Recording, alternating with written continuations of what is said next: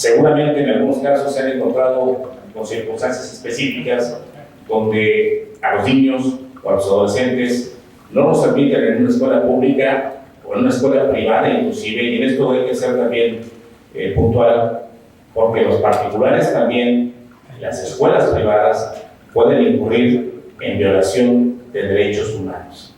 No admiten a niños con autismo o por otras condiciones, en condiciones de sordomudos, no los admiten porque alegan que no tienen al personal capacitado para poderse educar. Eso no es una responsabilidad de quien solicita la educación, es una responsabilidad de la institución y del Estado mexicano. Ellos son los responsables, son los garantes de brindar ese servicio. Y precisamente, como lo veremos, a mi juicio, no hay alternativa para que esos servicios sean negados.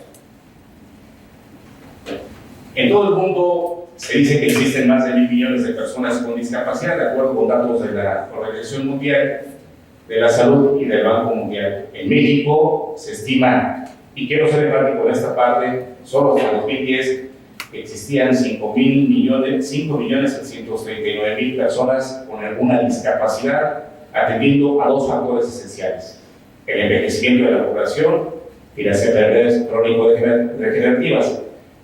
En mi opinión, aquí solamente se está atendiendo dos factores, dos elementos de discapacidad que son absolutamente imprecisos.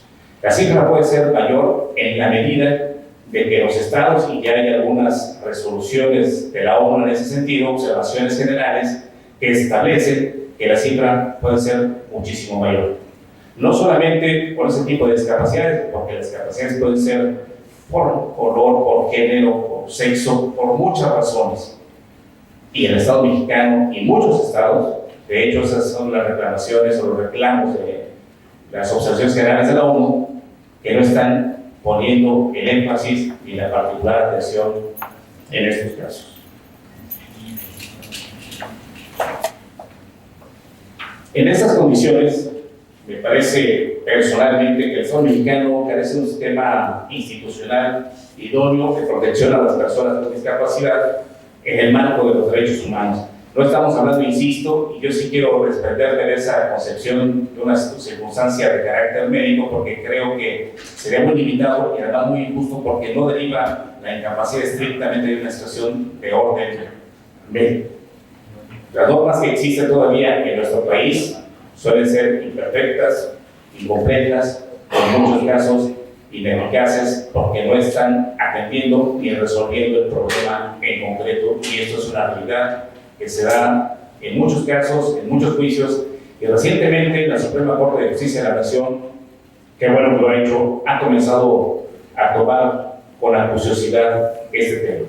Sin embargo, aún en las circunstancias de que se hable de una presunta incapacidad, también es importante señalar que no necesariamente quiere decir que se van a conceder ventajas respecto a otras personas, pero que es importante, y me regreso un poquito al concepto que señalaba hace un momento, de igualdad. Las personas con discapacidad, en función de los derechos fundamentales que les otorgan los tratados y convenciones en la materia, y particularmente la Constitución mexicana, deben ser tratados con igualdad. Es decir, no tienen menores derechos ni mayores que el resto de las personas. Porque como lo veremos un poquito más adelante, me voy a permitir la lectura a uno de los artículos que para mí es muy importante en este rubro. Precisamente la Constitución no distingue en este tema. Luego entonces no tenemos por qué hacerlo los demás, y mucho menos lo deben hacer los garantes de proteger los derechos de las personas con discapacidad, los gobernantes y el resto de las personas.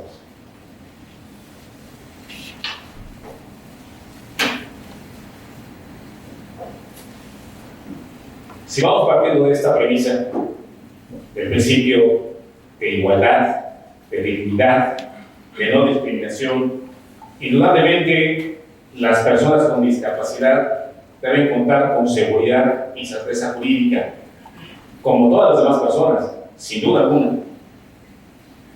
Deben gozar de una amplia protección de sus derechos fundamentales.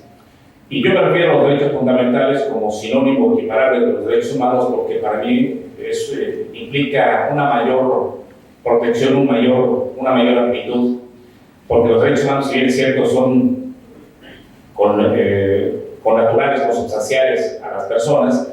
Los derechos fundamentales, si bien es cierto, depende del sistema jurídico en el que se estudie, tienen una concepción más integral en el juicio y, por lo tanto, desde luego involucran los derechos humanos y otros principios que involucran los tratados y convenciones internacionales de los que el Estado mexicano es parte. También tiene la opción las personas con discapacidad de preservar y defender sus intereses familiares, culturales, económicos, educativos, sociales o patrimoniales. Como ustedes saben, se ha hablado de derechos humanos de primera, segunda y tercera generación, pero finalmente todos tienen un objetivo común: proteger la dignidad humana, proteger al ser humano y tutelar sus derechos fundamentales. De tal suerte que hoy la evolución que han tenido los derechos humanos en el mundo a nivel internacional y a nivel regional han superado los criterios de división de los derechos civiles estrictamente, de los derechos políticos, de los derechos económicos, sociales, económicos y culturales. Ya ahora podemos hablar de un solo bloque de derechos humanos que tutelan la dignidad humana en todos los rubros, en todos los órdenes, incluyendo la salud, por supuesto. También tienen como opción las personas con discapacidad recibir, por supuesto, un trato digno, tanto de los servidores públicos que representan a cualquier autoridad en cualquier orden o nivel de gobierno, como de cualquier persona. Insisto, aquí el concepto de igualdad, de no discriminación y de dignidad debe prevalecer exactamente igual que para cualquier persona respecto de aquellas que puedan presentar alguna deficiencia o alguna discapacidad. Puede acceder, por supuesto, a la justicia en condiciones de igualdad procesal en todos los casos, sin limitación. Por supuesto que en algunos casos puede requerir también un apoyo, una cierta condición de mejora, que no conceda desventaja o no propicie una desventaja para la otra parte, pero por supuesto que el Estado también puede propiciar las condiciones de accesibilidad. Indudablemente puede y debe ser.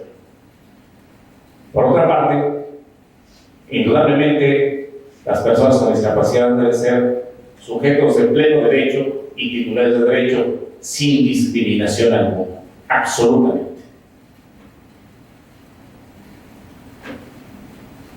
Comentaba hace un momento que el Estado mexicano forma parte del sistema interamericano de derechos humanos, por lo tanto, tiene obligaciones, tiene compromisos, tiene responsabilidades que debe cumplir en el entorno internacional. En 2011, y entraremos en un momento a esto, se reformó la Constitución Política de los Estados Unidos Mexicanos, particularmente los artículos 1, 103 y 107 constitucionales, para adaptar a las condiciones internacionales, a los tratados y condiciones internacionales de los que el Estado mexicano es parte, las nuevas reglas en materia de derechos humanos. México se ha venido resistiendo un poco a insertarse en estos compromisos, a cumplirlos. Sin embargo, fue obligado un poco por la presión internacional y también por la sociedad civil, por el resto de organizaciones de ciudadanos que reclamaron el reconocimiento de estos derechos internacionales y han venido cambiando los criterios.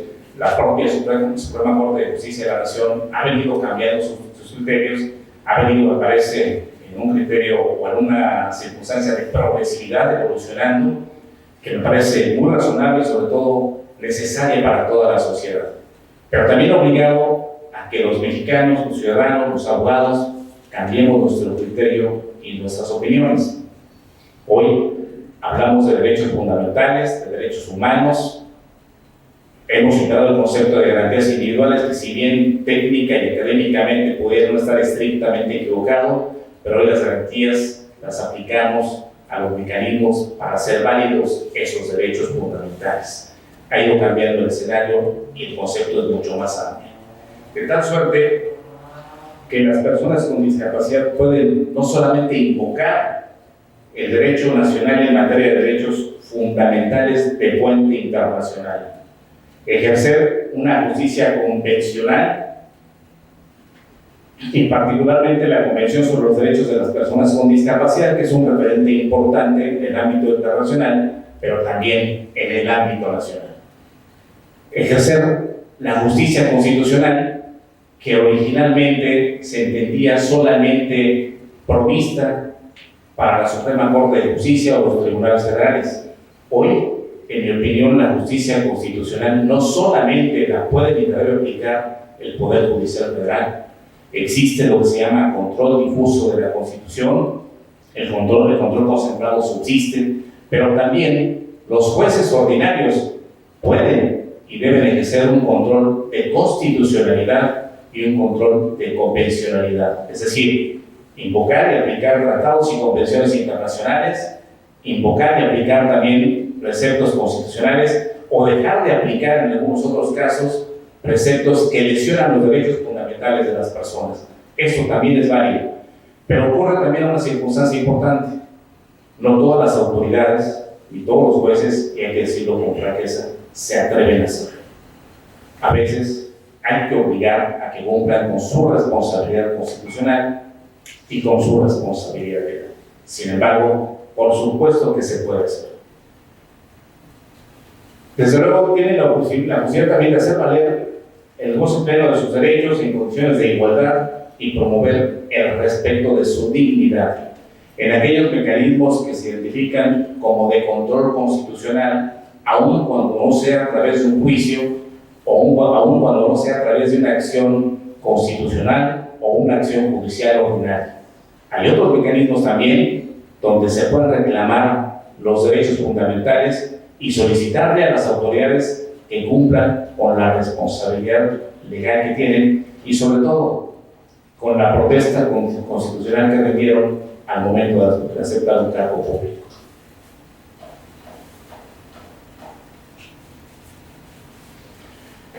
Quisiera, y aquí sí les voy a pedir que vean completamente, que vayamos un poco desmenuzando el artículo primero constitucional, que como les decía, para mí es uno de los más importantes, sin perjuicio de que debiera ser todavía depurado, pero a partir de junio de 2011 comienza a introducir un nuevo paradigma, una nueva orientación en el sistema de interpretación constitucional, de aplicación de la justicia y de protección de los derechos fundamentales.